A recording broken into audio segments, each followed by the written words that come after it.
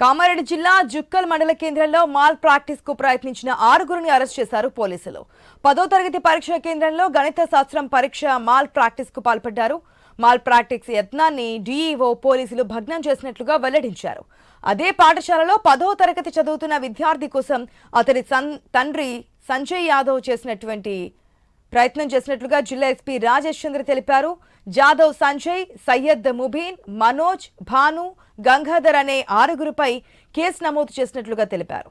మరో 3 పరారీలో ఉన్నారని, వారిని అరెస్ట్ చేస్తామని వెల్లడించారు.